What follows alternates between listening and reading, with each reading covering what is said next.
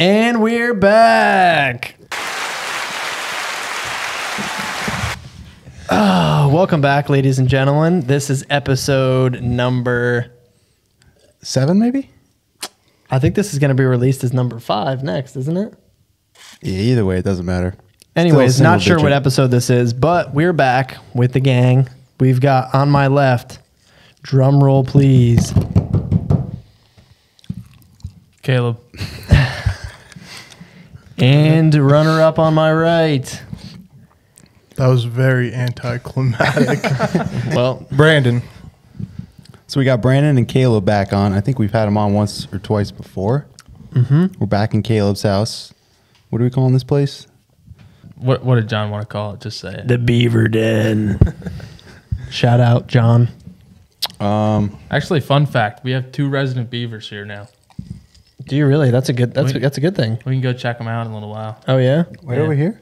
Yeah, they're Really? in the spring. Yeah, it started with one. He showed up, and he dammed up the spring by the road. And then the county road department came by, and they're like freaking out. They're like, "Oh my goodness, you're gonna flood out the road." I'm like, "Look, Don't it's my touch pet it. beaver. Don't touch it." Well, we're gonna have to get a backhoe down here and rip this thing out. I'm like, "So you mean to tell me I can't make a dam, but you can take it out?" I said, "The beaver made it, not me." They're like, "Well, if it plugs the pipe, we're gonna have to do something." I said, "Well, just leave it alone now." So hopefully they don't touch it. But now it's got a friend, so that's exciting. So we'll have baby beavers. Yeah. We should get them on the podcast. Yeah, we'll have waterfront property here in a few weeks. So before the podcast, our buddy Matt bought a lot of First Light clothing. And Will, go ahead. Take What? it away. Take it away. I was going to say I don't want to spoil it. his lovely girlfriend. She is a saint. Or she's a rep for First Light, one or the other. Yeah, one of the two. We're not really sure. No, we had heard that Matt had bought a bunch of stuff, and we decided to go check it out. We walked upstairs, and there were boxes. I feel I saw the amount of boxes, and I said, I turned around and walked back down the stairs. The FedEx or UPS guy must have hated his life. They probably didn't all come at once, too. I'm like, this stuff basically came on a pallet. Wow. Looks like he's stocking a store. It definitely did come all at once because he had it laid out over an entire living room. Every probably a good single call. clothing. Took a picture of it. Well, with clothes like that, if you can't go and try them on somewheres, Yeah. you know, Good you point. just take out a loan, Yeah. buy out everything they have on Second their mortgage. website, see what you like, send the rest back, and then all of a sudden you have a gift card for credit with First Light. Well, now you have to buy something I think else. they give you cash back. Maybe. Mm-hmm. It'll probably a probably good be like point. cash back after 10 days. Maybe. He's I don't had- know. he's had it for 11. I bought an Oral-B electric toothbrush because All right, we don't need to go here. my dentist said I should. I bought it, and then for like maybe it was like $60 or something. Bought it, and then Melissa's like, my fiance had said, "Why did you buy that? I have an extra one right here. It's brand new in the box." I'm like, dang it. So I returned it. Yeah. They send you a prepaid Visa gift card back, and it's been 8 weeks. I still haven't gotten it. Should have kept the toothbrush. Well, now I'm like, I'm out the $60, and I didn't get the toothbrush. Probably like expires in 7 weeks, I too. think my toothbrush costs like 60 cents. I'm saving up my money for teeth dentures. Well, I don't know. The electric one, it makes me feel nice. Yeah. I go in there and I go, ooh. I don't know. When It's I brush actually- my teeth when I wake up in the morning, it tastes worse than if I don't brush them and just drink cranberry juice. I don't know. Are you a morning brusher or an evening brusher or both? I try to do both, but a lot of times it's just that night because in the morning you're in a rush. Like I'm a morning in brusher. hunting season, Or like, I'm an evening. Sorry. in between like splits in the hunting season, I try to get in there and brush them at least once or twice. You know how it gets when you're like totally dogged, exhausted when you get home at night, and you're like, man, the last thing I want to do is brush my teeth. You like throw out your chew, go in there, grind the chew into your teeth, then go to sleep. Yeah, you're like, in the yeah, morning, I'm not doing any good. You don't want to brush your teeth either. Yeah. After a week, it's like I can't taste things anymore. My mouth is numb. Oh, man. So anyways, it's August 26th here. It's let's see, it is 8:30 at night, right? That's right. Yeah. 8:30. That is right? I'm reading my military time, right? No, you're good. 8:30 at night in Caleb's den here, and we wanted to hop on and quick talk about some upcoming current events. We've got the deer season's about to kick off here, second weekend in September. And then we also have early goose season, which opens September 1st, right? 5 days from today. Yeah. I'm not ready. I'm not ready. I still have my red dot from turkey hunting on my gun. Actually, I'm going to try it. So we basically got September 1st. I got to pull it up my phone so that way I make sure. And also a note to viewers, when you Google what your migratory bird season is, make sure that you have the year correct. Because for some reason, every time that you look up the regs, it'll always show up with the past year, which in case you're wondering is normally off by at least 1 day. So if you get to your favorite honey hole opening morning, so you thought, and nobody else is there, it's probably a good cue that you should get back to the truck as quick as possible and go home and tell your wife, you know what, it just didn't pan out today. Or try again tomorrow. At that point, you Sounds hunt like it. he's done that before. Yeah, that you're talking from experience. You definitely got there, hunted it, and then we're like, Oh no. Yeah. oh no. So I Googled it back before the podcast, so that way I made sure I had it fresh on my phone. And sure enough, shows up with 21, 2022, which, I mean, they're close, but bag limits change, all that stuff. Especially this year, a bunch of stuff is... Did you read the new deer regs? I didn't read the new deer regs. Oh, my goodness. So they got us. You probably know, Brandon, but what? Oh, you don't know? I don't know. You work for the state. I heard they changed, but I didn't read into them yet. So basically, you now need to, when you kill a deer, you have to... They changed the whole tagging. Yeah, you have and to keeping track of your deer. document the tag, or you have to fill out the tag. Then you have to immediately fill out the transportation tag and affixate it to the deer before you can do anything. And then there was something else too. Yeah. Oh, you have to document. So New Jersey has specific zones where you could shoot unlimited unantlered deer, antlerless deer. So they actually came out in the compendium with a chart of, it's like date of kill, it's antlerless, zone, township, all the things that your transportation tag takes care of. It's just a log though. It has like 15 spaces So you're going to keep that separate from the deer? You're going to keep it separate from the deer, but it has to be in your little license thing that's supposed to be on your back. Interesting. Oh, you're supposed to carry the your hunting log of what animals you've harvested? Yeah. Wow. I just normally put a notch in my gun. I don't think that's going to work anymore. That's you punching your tag. Does anybody know if they made any amends to what they were talking with? They were saying that you're going to have to notify your neighbors. Now, this is exclusive to New Jersey, of course.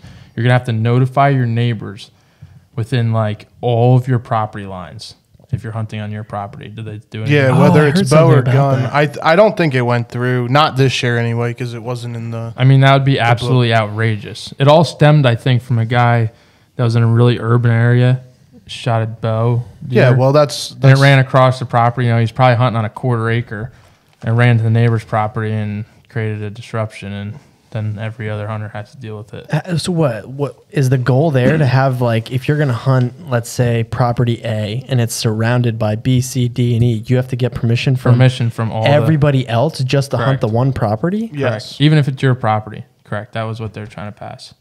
That's like unbelievable. And if people wonder why New Jersey has these rules, you just have to look at the density of people per square mile, and then it kind of makes sense. But at the same time, for us up here in Northwest Jersey, it's like we're less populated than every other part of the state. So it doesn't make sense to us. But if you look at the big picture, I guess in a way it makes sense. Yeah, I mean, even though we don't agree with it. At the very least, they could have made that.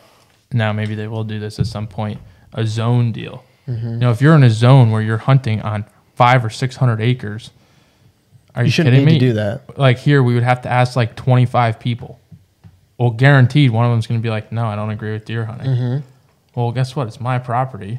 You know, you have your property, I have my property. I don't tell you when you can water your flowers. Like, I think this is where the last year or two I've really kind of spent more time at looking at the conservation side of things and what laws are being passed and what's trying to be put through, and not only for New Jersey but like other states out west and stuff. right. And it's really opened my eyes that like how important it is as a hunter to be involved in like participating in those types of laws and staying informed about it, because all of a sudden one day like something like that could be passed and then like it could ruin your whole season. Like that's just a huge setback. So like being on top of it and actually like voicing your opinion and fighting for your rights, I think is very important. And if you don't pay attention to what's going on in the courtrooms and stuff, like you're exactly right. I mean, the political motivation behind it, that's the worst part. Yeah. I mean, the same reason that we lost our bear hunt, it's all politically motivated.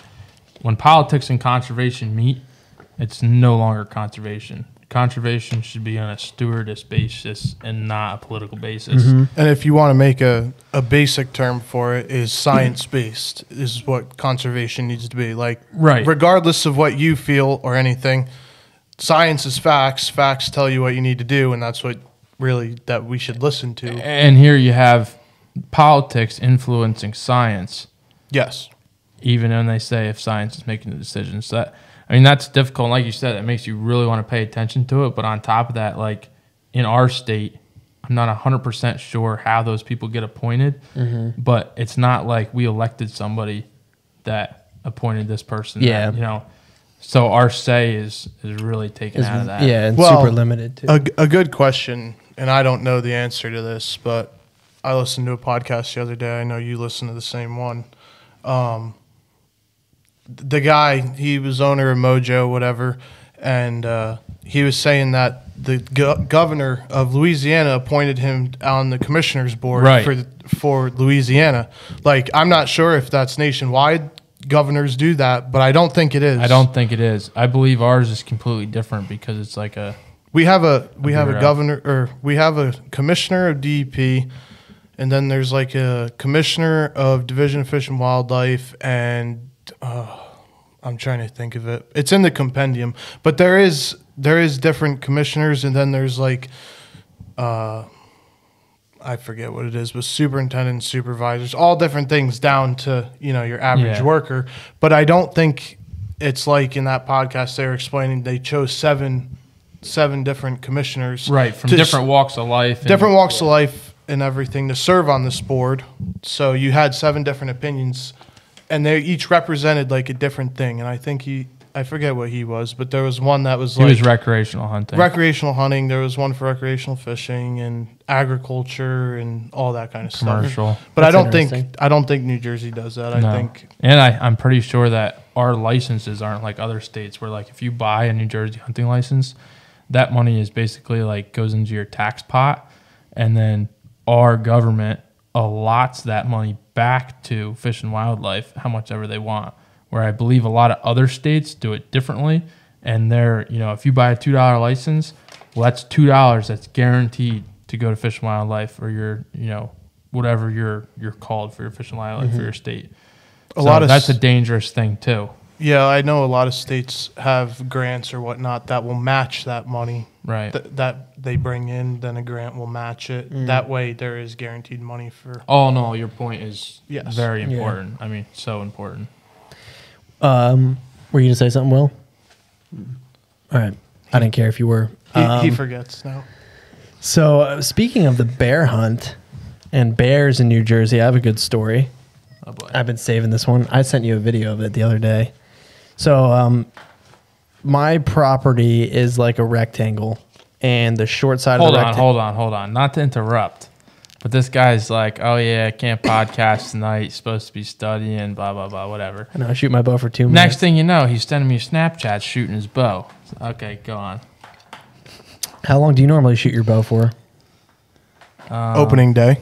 Normally, I like to get the dust off like a week before. Yeah, but I'm saying like when you go out and shoot, you don't go outside and shoot for 2.5 hours. Yeah, Tyler, full disclosure is we prefer to be in a swamp with a shotgun than in a tree with a bow and arrow.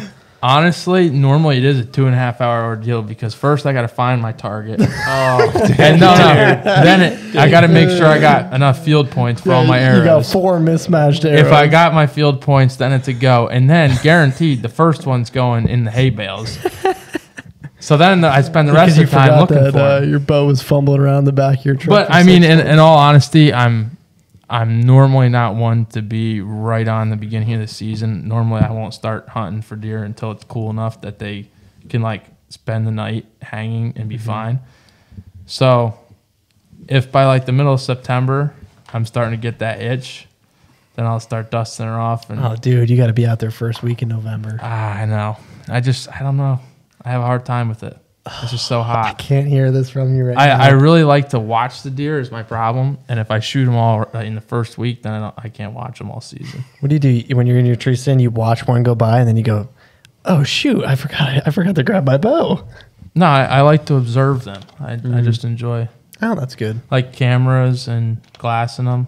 Yeah. Like yeah, last yeah. year, I only hunted 3 days here. Really? Yeah, And killed 2 bucks. and killed 2. Well, that's why he only hunted 3 days. Anyways, all right, moving back on. So, my property is a rectangle. The short part of the rectangle is what's on the road, is road facing.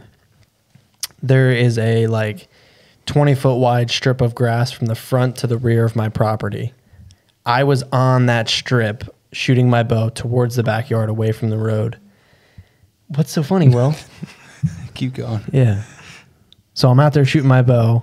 Looking for his arrows. Yeah, I was probably shooting, I think it was 25 yards. And I draw back and I shoot, and then I hear somebody scream my name, and I turn around, and my neighbor is in his vehicle on the road, probably about 50 yards away from me, and he's like, "Tyler, there's a bear." And I'm like, "Oh, where is it?" Like, I'll shoot it. You know, I'm holding my bow as a joke or whatever. My neighbor's a hunter. And he's like, "No, the bear was right behind you." And I'm like, "What?" He's like, "It came out from across the street, crossed the road, and was going up this strip of grass, which is where I was standing." He's like, as I was driving into the neighborhood, the bear crossed in front of me, and it was going up the grass. And he's like, I looked, and he's like, "I saw you shooting your bow." So I flipped my car in reverse, backed up a couple feet, and he's like, "The bear was literally 10 feet behind you." That would have made a great TikTok. And I'm like, "No, there wasn't." I'm like, I didn't hear it. And when I turned around, I didn't see it.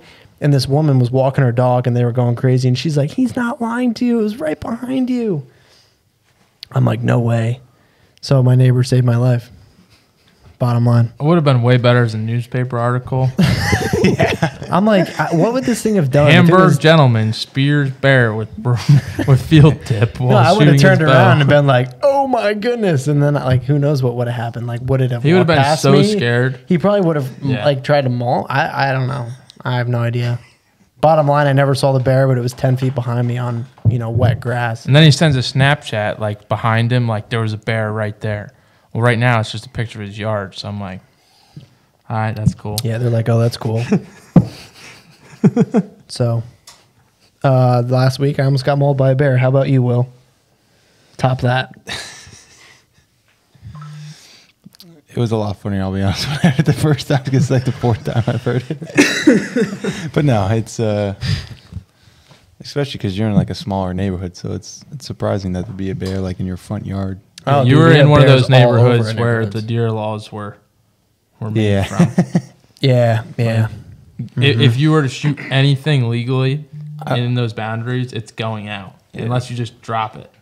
No. If I'm up where you're working, That's where he came from because he's probably tired of hearing us back and around. probably. When you guys were mentioning the whole being engaged with the political advocacy and stuff, it made me think like New Jersey in particular, although it's a smaller state, we have a ton of people here. We do. And Northwest New Jersey is very different than a lot of other very populated parts of the state. Yeah. And I think one of the problems that we have is there's a lot of people who aren't, hunters or outdoorsmen and don't necessarily think or believe or have the same Mindset. lifestyle that we do. A lot of people that move here to escape the city and bring their ideas with them. Right. Just like you see in like California's moving to Texas. Yeah. The same problem. Mm-hmm. We just think there's a lot of people who have certainly a lot more votes than we do up here in Northwest New Jersey because we're less densely populated. So while other states who might have as many people as us, typically, the ones in the Midwest and out West, they all generally, in my opinion, I feel like have a somewhat similar marching, philosophy and beat versus New Jersey. it's a cluster of all different types Yeah. of people and shapes and sizes, and we don't have a ton of people who necessarily think the same way that we do up here. I think that speaks volumes on how much we are needed to be good faces for the outdoor community. You know, no matter where we go, no matter, you know, if we're maybe walking into a store or something, just came back from duck hunting, and you know, your face is like all covered in all kinds of get up, looks. and you know, you're tracking mud through the store. Well, just that probably doesn't look good. Like, maybe clean up a little bit. Not saying the face paint, like, it is what it is, but Joe, just whatever. If you see Caleb rolling into your deli, lock the door before he gets in. In college, I've been to a couple classes with full face paint on, and boy, the looks you get. Yeah, I mean, Caleb. That's Caleb doing his makeup before he goes into class. Let me I'm see like, what kind of girl I can. You're just pick up lucky I today. made it here on time. All right, you wouldn't believe what just happened this morning in the swamp. I mean, you wouldn't believe it. Can I raise my hand and tell you about it? Like, I shot at one duck and I missed. yeah, I went through a whole case, didn't get a dang feather. Oh man. No, I think that's really important. No matter whether we're fishing, hunting, whatever it is, and especially in a state like New Jersey, we're going to deal with it more and more and more. And to be able to explain to those people and be like, hey, like, look, like, this is a way of life. Like, this is what conservation means. You know, we're not just out here slaughtering the wildlife. We are the greatest advocates for this wildlife to survive and have a future. And that's why we bring up points like the bears with overpopulation and stuff like that. And disease could run rampant through them and blow them right out. And that's the thing, though. Like, it does take a lot of time to read the articles, read what laws are being put in, and to like stay up to date with what's going on in your local community and state. You know, Right. it is very time consuming. Yeah. Besides just keeping up with the regs. Exactly. I mean, they're like I feel ever like changing. I feel like in the last 3-4 years, that's maybe even 5 years. That's when things really started changing. Right. Because I feel like since I started hunting, there wasn't many big changes. Yeah. Besides, like we were allotted the bear hunt Right. for a couple of years, and then but besides that, I don't really remember any like big changes in. I mean, in the our change from main- the tagging station. Yeah, that's probably different tagging. Yeah, that would. That be was one probably big- like the biggest one that I remember Yeah. growing up. You know, like when you were a little kid going hunting, you know, you do a drive or something, or come out of the woods in the morning while you'd have 5-6 deer. You go drag them, you know, bring them up to the truck, and then drive down to the local, whether it was a bar or bar, tire, market. a tire Yeah. shop or garage. Like I remember there was a tagging station. Then you get this cool steel tag. Yeah, you know, I the love guy it. looks at it. You punch the leg, stick it through. Well, now it's tagged. I still have mine. I'm pretty sure the first little 4-point I killed, I brought with my dad to some random garage. It was like a car garage or something. The guy, and I'm like, this can't be right. We walked in. I'm like, I got a deer. He goes, pull around back. Came out, brought a notepad and da-da-da-da, and gave me my little steel band, and I was on my way. Yep. Now I have a question for you guys. So obviously now we're like all online checking and whatnot. Do you think it is easier for law enforcement to monitor? Is it easier for them to like have to track down every single person that tags the deer in online that looks sketchy, let's say, or just go to the local place, see what the notebook says, know who your outlaws are basically, and then go and find out? Like, Yes and no, because like how at what point is that information handed into the state? When Well, like if when you went to it's- some when it's garage and digital. checked in deer, I'm saying back. Oh, probably every week, I would say. You know, so they were behind the curve at that point. Yeah, yeah, If there you're- was you're- something wrong, they were behind. The thing is it's going to come down to, do I think it's easier to enforce? I think there's a lot of yes and no, pros and cons to that. It's an immediate kind of like they get that information immediately for the most part. But if somebody's going to go out and poach deer, they're going to do it. they're going to do it either regardless way. whatever way it is, and like that's One thing that I think makes really easy is like we have the Earn a Buck program here. So you have to, in our zone. I don't know if that's everywhere in the state. it might not is be it? in every zone. No, it's only certain zone Yeah. sets. It only might be like Well, northern. these zones here that Yeah. I hunt, I know we have Earn a Buck. And a lot of times you hear through the grapevine of guys that like, You know, it was the 3rd day season. They didn't get a chance to shoot a doe yet, so they tagged that ghost doe in. So they tagged the ghost doe, and like 2 hours later, tagged the buck. Well, to the game warden, when he sees that pop up on his computer, Well, that's a looking red flag, yeah. it's like, I don't know, you know. So he can make a quick stop and say, okay, you have both heads. Like, are they right here? Or, you know, what's going on? Yeah. So the Earn a Buck program is for the most part, the month of September is our early season. It typically starts the 2nd weekend in September. And the way it works is you need to kill a doe, and once you kill a doe and tag it in, you're awarded an antlered tag for just the month of September. So what Caleb is saying is like the 3rd day of hunting season, or even like that day. Yeah, I have seen opening day guys killing like big deer, and they're like, "Yeah, I killed my doe in the morning." Like at and then 8:30 in the morning, seeing pictures on Instagram of like slammer deer. I'm like, that guy's either really lucky or something. And some of are totally legit. Like, oh yeah, definitely. They're like, happens. dude, you wouldn't believe it. I shot a doe, and this buck just ran in right behind it. But well, what's the percentage? It's possible. It gets light out at 5:45 in the morning. Yeah, you shoot a deer, you have to get down and tag it now. Right. And so you climb back up. If you know deer's coming in at 8 o'clock, you shoot it. It makes sense. There's possibility. It's very possible. Or like kill a doe in the morning, go to your evening spot, kill the buck. Very possible. Likely, I don't know, questionable. But either way, it's something for law enforcement to do on opening day to go and look into. Well, it gives them a lead. Yeah. It gives them a starting point. Yeah. So, I don't. Yeah. The electronic system definitely. They have some. New Jersey's behind the ball though, because they used to have an app that you could go on your phone and do it, like a straight up app that you could download off like iTunes or whatever for an Apple. And for whatever reason, they got rid of it. So now you got to go on the website. But it was so laggy. And then you would call them. I remember my dad, he's like, I can't figure out how to do this. He's been tagging them in at the bar forever. So I'd call him. Okay, you'll be on hold for a few minutes. So you sit on hold. You just missed like 3 deer drives. You're still trying to check this darn thing in. Yes. Did you get a mosquito? It bit me and then it flew up onto your shoulder. I was going to flick it. You're just going to let him bite me? No, I was going to flick it. I don't know. At least for me, I know like I don't do as much bow hunting as I guess I used to now that I got into duck hunting and goose hunting and whatnot. But, when Buck Week rolls around for us, which is the first full week in December, and then muzzleloaders the Monday and Tuesday after Thanksgiving. And then basically from there on out, we have muzzleloader season till the end. That's the good stuff. Yeah, that's the fun time to hunt. But for me, that's when work winds down. That's yes, work slows down. That's kind of why my participation in the hunting, guaranteed, I will take both days off after November, even if I shoot a buck the first, in that first November season. Because normally the Monday and Tuesday after Thanksgiving. Wait, you talking about Buck Week or muzzleloader? Yeah, no, muzzleloader. Muzzleloader is so much, dude. I'll hunt those 2 days drives before I hunt Buck Week. No, I haven't hunted a full Buck Week since.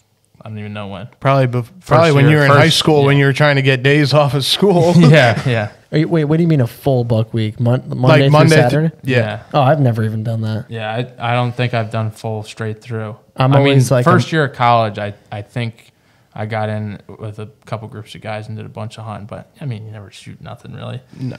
Like sometimes. You're hunting with the wrong guys. You hunt with me and you'll be laying lead. Okay, well, I've got... Those 4-inch spikes will be going down. Laying the lead. Our group is always carrying a tape measure these days. Yeah. And that was just the genetics. We were hunting bad areas. No, but what I was saying... Or they still had spots on them. We're not even getting into Buck Week. We've already gone over it so many times. Yeah. But what I was saying is, I'll pull up the website and have it open as a tab in my phone. You know your CID number or your social security number, and you get right in and you can have a deer tagged. Right. You slip the tag in its ear. It's literally so easy. It takes 2 minutes. The best is to keep that tag on person, so it's not like back in your truck. Oh, you're gonna take your buddy's truck. Well, now you got a problem because you're going down the road. Wow, it's not a deer tagged. That's not tagged. Yes. The question is, when are they going to start trying to take statistics on waterfowl kills over your phone? Like, I don't think that they'll make it where you have to do it. I think it'll be voluntarily thing Right. like they do with calling in bands But and whatnot. I feel like they could do it at some point. It might help them. What is the requirement right now? I know when you buy a tag, is it you have to? Yeah, when you buy a tag, you fill out it's basically Previous year? for the hip stamp. Yeah. So the hip stamp is basically, the HIP is a number. Every single person that buys a waterfowl, federal stamp, and has to have that hip number no matter what state you're hunting in. But that's how they keep track of how many people are solely migratory bird hunting.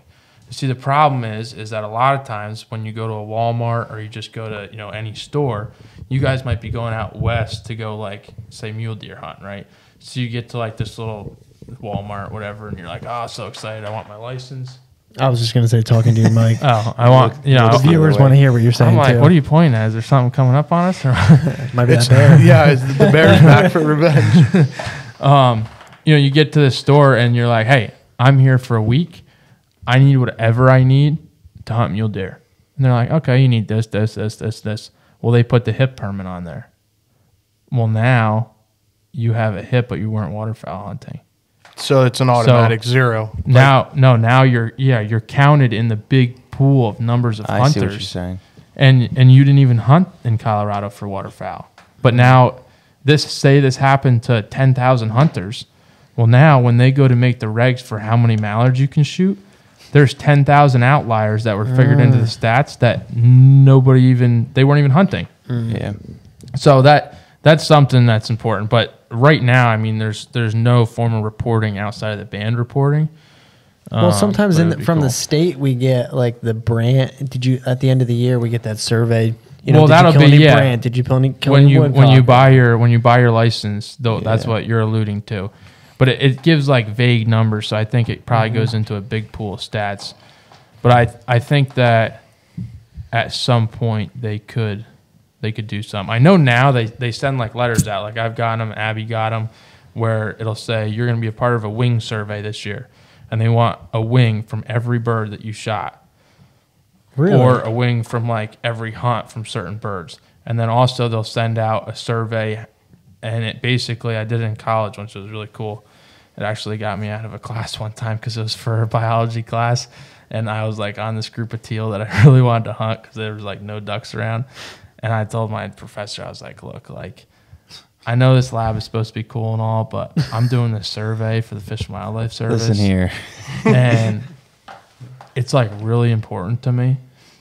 Do you think that I could have the chance to, not go to this class since I'm going to be out in the swamp trying to, get some of these teal? Do a little like swap credit thing, like skip lab, but get credit for it because you're out just hunting. Yeah. skip lab, make up the homework kind of thing. And Yeah. like skipping Yeah. lab where I was in school is like, you did not skip lab. Like you might have missed class, but if you skip lab, you might as well just never come back. He's like, I don't know. And so like a couple days went by, and then finally I asked him again like the day before, and he's like, yeah, I guess that'd be all right, but you got to write like a little discussion thing about like how it went. I'm like, well, that's probably pretty easy because we're probably not going to even shoot anything, But anyway, we filled out on the sheet what days you hunted, what area, like what county, because it was state specific, and then how many birds bagged in that hunt. Caleb probably went through all that trouble to get the day off and overslept. Yeah, no, it was Oh no, it's 9 o'clock. an afternoon. I can personally say I am the sole reason that before Caleb got married, that he made half the duck hunts every year. There was a couple times where we were burning the midnight oil way too late and trying to wake up early. Like when it's 4 o'clock wake up time and you're going to sleep and your alarm says an hour and 30 minutes till it goes off.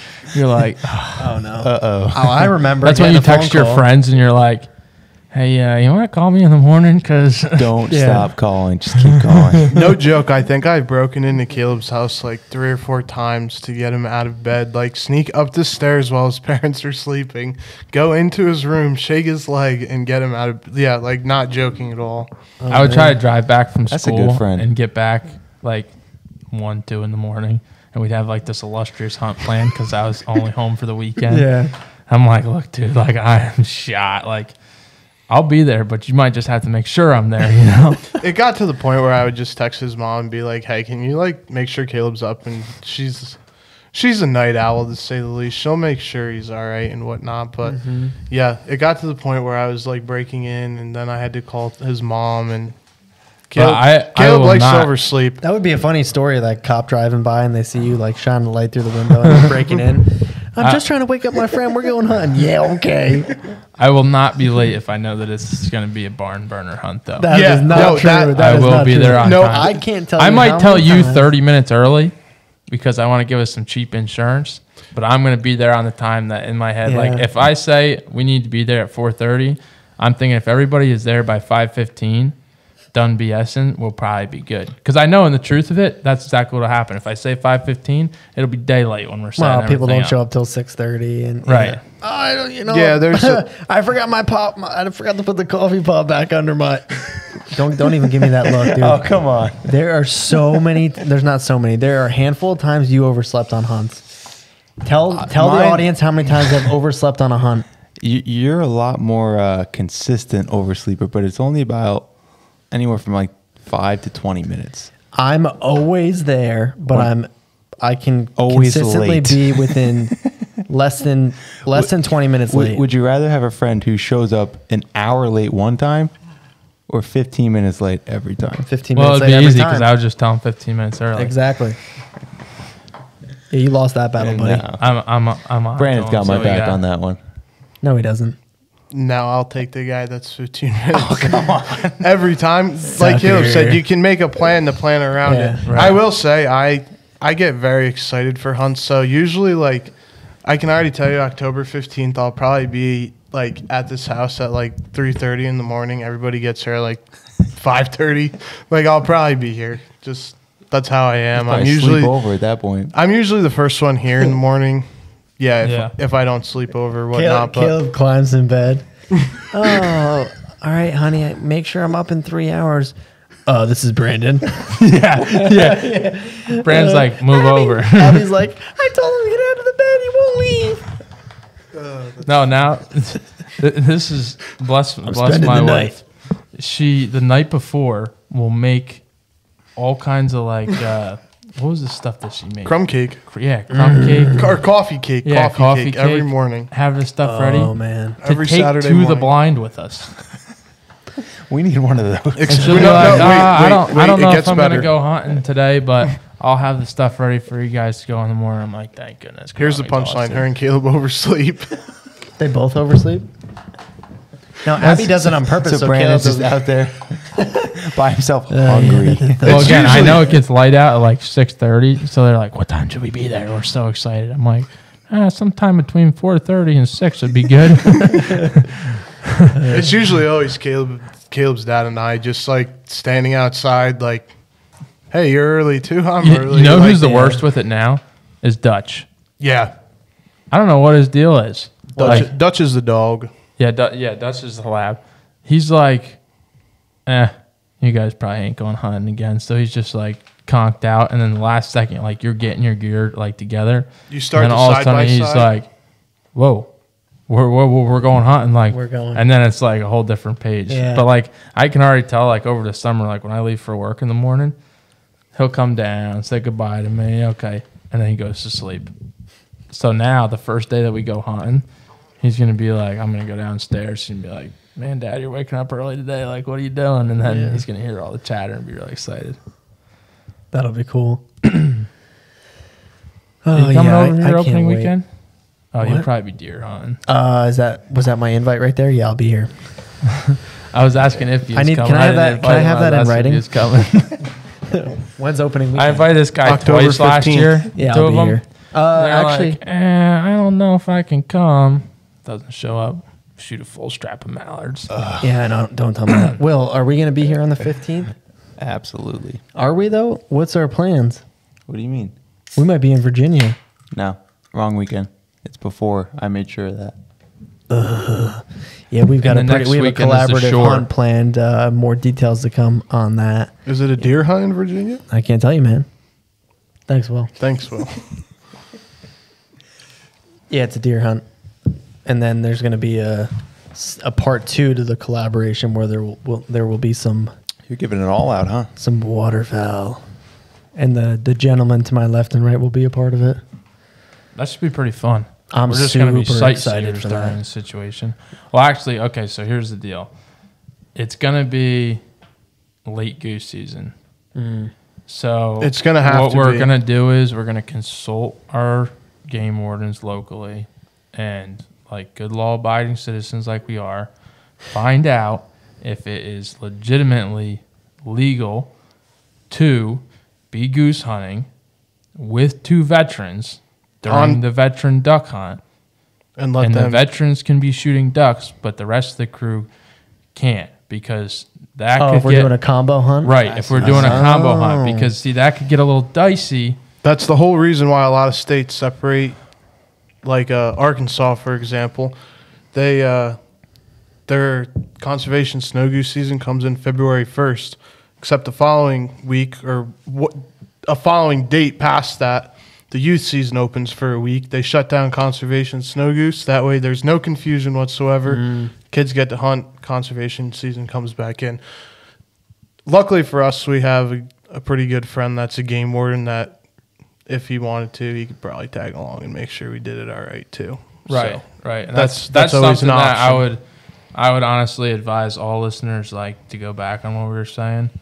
Is it never hurts to check with them because you know what happens a lot of times. I think questions like that, you know, that's not something that you just are taught in an academy or that you just run into every week so you know the answer. or you can just quick Google online. That you know? might be a question that, you know, the law enforcer, being the CO, is going to have to be like, yeah, I don't know. We Yeah, might I have to- would write a ticket for that, or I wouldn't write Right. a ticket for that, or that's Or- frowned upon. Or Well, You know, that could be a federal problem. I was just gonna say Not a that state problem. That could be a federal problem with waterfowl in general. So Right. it's not a bad thing to consult multiple options. Plus, your game wardens are there for your resources. Like But you know that the ducks are going to come in first probably. it's gonna So be a if quick there's- duck if shoot in there's the morning. If there's any problem, hey, you know what? The guys that are there, the rest of them, we're just watching, we're filming, we're talking, we're there for the fun of it. Our guns are in the truck.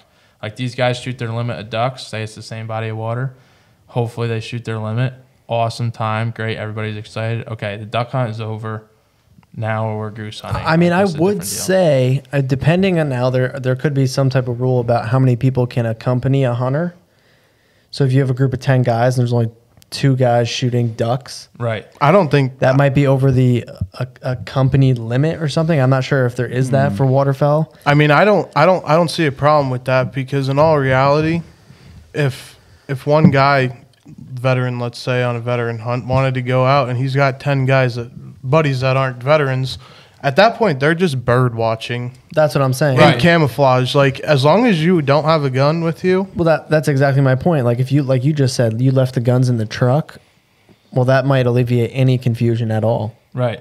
Then it's not even a question. and in New Jersey, Yeah. it's not that hard to kill 4 mallards. Because for limit. especially if it's something that's filmed, that's broadcasted, like you don't want there to be a question. Exactly. Yeah. You know, because hey, maybe if the local, you know, game wardens that we're in contact with often, if that's not something that they would enforce for, maybe if it's a problem on the federal level, hey, somebody sees, you know, and there's an issue. And that's not what we want at all. So Well, and that could get them in trouble, could get Right. us in trouble. Like there's a whole chain of people that Right. could get in trouble. And but nevertheless, so that's something big to look forward to. So opening weekend, the veterans hunt. The veterans hunt probably be, there's 2 veteran hunt weekends. It's November 5th, I think, and February 5th.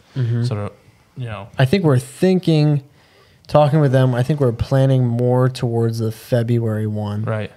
well, there's no But reason Goose is still going though during that, right? Oh yeah. Extend. Yeah. That's when it goes to 5 birds. Is February Oh, or January 18th. Dang. Yeah. That's when goose hunting gets fun again. I just got a second buddy heater, so I am ready. What are you gonna put in your layout with you? Well, actually, have you guys hunted out of any of the A-frames or anything like that?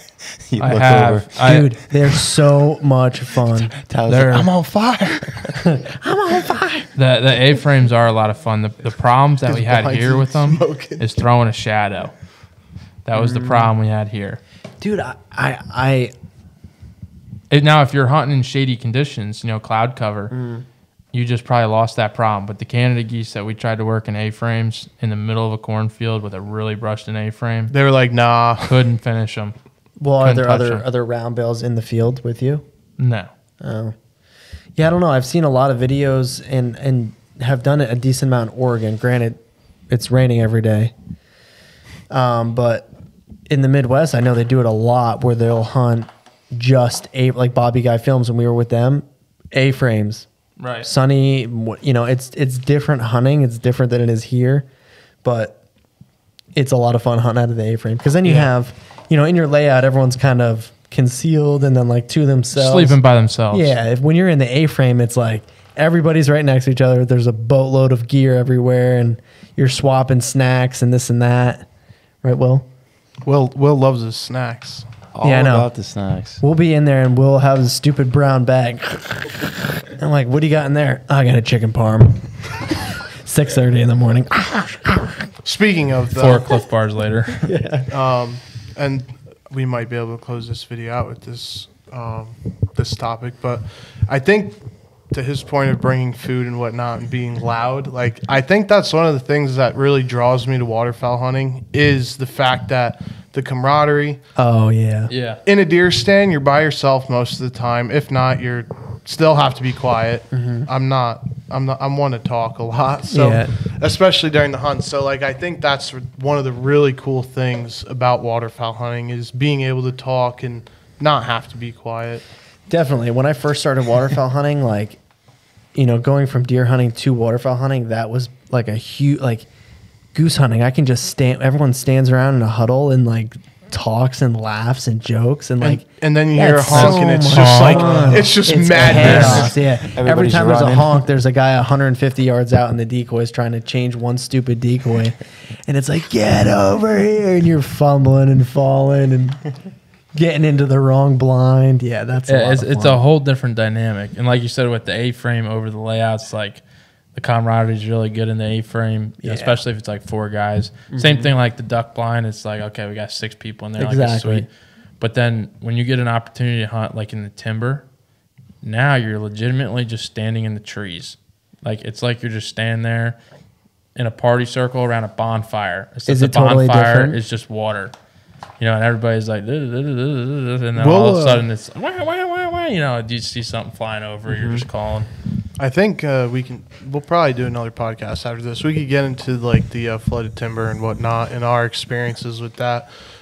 But yeah, I feel like if you are a waterfowl hunter wanting to go to deer hunting, I think it's more challenging. Try it.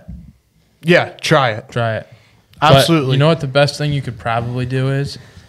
Don't just go online and buy a whole bunch of gear. No.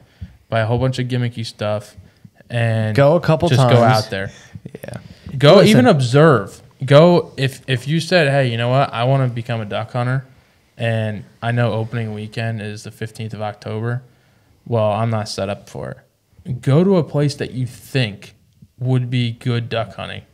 And don't even bring a gun. Yeah. Don't even bring anything. Just go and observe. Maybe you'll run into a group of guys that are like, hey, next time you should come with us. Or probably not because they're waterfowl hunters and they're probably like got their click. But you can at least see what to expect. Where do the birds go? Like, what do they even do? So, I mean. Now, I'll say this. One thing I love about waterfowl hunting is I love bringing new people. Yeah. I love bringing new people waterfowl hunting. Great point. Like Brandon's dad this year. Northern New Jersey, leave a comment down below. We love taking new guys. We'd be happy to take someone. Yeah, here. So I got a story for you. So my dad, he kind of taught me how to hunt. He got me out there, and then, I'm a better hunter than. But that's beyond the point. He likes. Hopefully, he doesn't tune into this podcast. Yeah, I was gonna say there's some beef going there.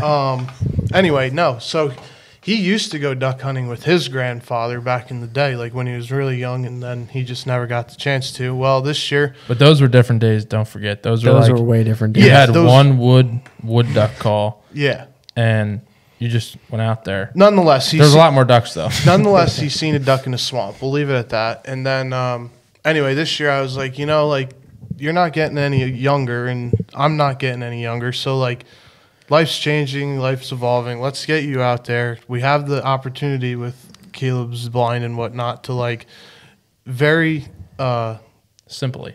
Yeah, very simply Very get naturally and organically. I don't know how Yeah, organic sorry. it is. him. Yeah. Anyway, Just shut up, Will. Jeez, would you? That's pressure treated. to be able to get him out there without the pressure of walking 2 miles into public or whatnot. So, bought him a case of shells, told him to buy a pair of waders. He had a Did he even have waders the first hunt? no. I think he came in muck boots. I'm pretty sure he wore Which bibs was and the muck luxury, boots. and that was the whole idea behind the Yes. blind, was to have a catwalk where I could take my mom hunting if I wanted Yeah, you don't to. have to get wet.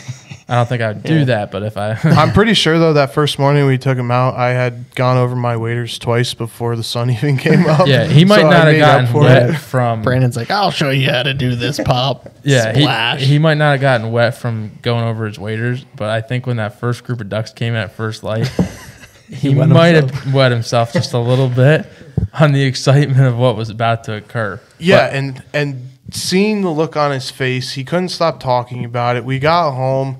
I'm pretty sure before the season ended, he bought a pair of waders, he bought a case of shells, he bought a new gun. He is going to buy a layout blind. He just bought a decoy, a new motion duck decoy that was not cheap. You know, like he's investing into it, and that's what we need from new hunters is you know, show them and let them make the decision.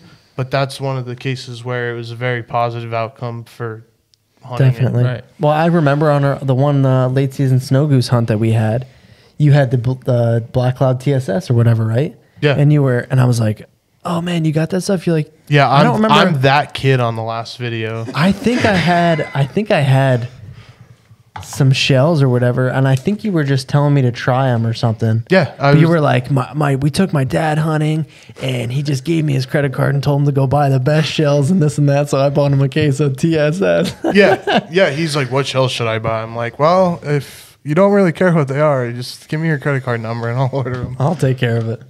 Which was honestly great because It made it that coming out of the box as a first-time hunter, you know, nothing against Winchester Super X's, but The old tried and true. right, if you had Don't given do it him to a him. box of that, how many shots would he have had taken, which would have meant He a probably- lot of opportunities to be able to even down a bird. And he might have just wounded one his first hunt that the dog couldn't even find or get to. No, actually. And now that's like kind of disheartening. He's like, man, this duck came in. I shot could've 25 rounds and I didn't even kill one. bird. Right, didn't cut a feather. Where you gave him TSS and he was able to, the first hen wood duck Yeah. that showed her face, she got smacked. yeah, which I think that hen wood duck felt very safe because it probably heard me the opening morning talking about how we had a $20 hen fine and we weren't shooting any of the ducks that came in the first 5 minutes. So all the ducks that come in flurrying around, nothing's getting shot at. And if you shoot a hen, it's $20. So, I mean, these hens are getting like brave. Like we had on our one hunt, the hunt that we shot the band, we had one hen sit out in front of the blind for like half an hour, just quacking. The hen mallard, just like 20 yards, just going bananas. Well, perfect. She was calling in more Yeah. ducks, you know, but we could have maybe shot her 10 times, but we didn't. And Yeah. actually, now that I think of it, that morning that we shot that banded mallard, and I think we limited out on mallards, and we had that one hen wood duck was my dad's first morning. So Right, we gave him a freebie on that one since it was his first day. Yeah, but having, that was probably our best New Jersey hunt last year, and all it was your dad, my dad, and the two of us. Like, Yeah. simple. We didn't, to your point, we didn't shoot ducks at first light, No, I which I mean, think helped us. At first light, if we really wanted to, we probably could have sent some TSS through them and cut a lot of feathers. Yes. How many we would have found, I don't know. We Yeah. probably would have put down a lot, especially close by. But being able for your dad to watch him come work back in 4s and 6s. At one point, we were working a group of like 75 birds right in front of us. At 10:30 in the morning. At 10:30 in the like, morning, there's not a hunter in northern New Jersey hunting at that point Yeah. for ducks, But these ducks are coming back to loaf. They're doing whatever. And we're just picking off pairs. But that's what makes it a sustainable deal. Yeah. Nonetheless, recruitment is important.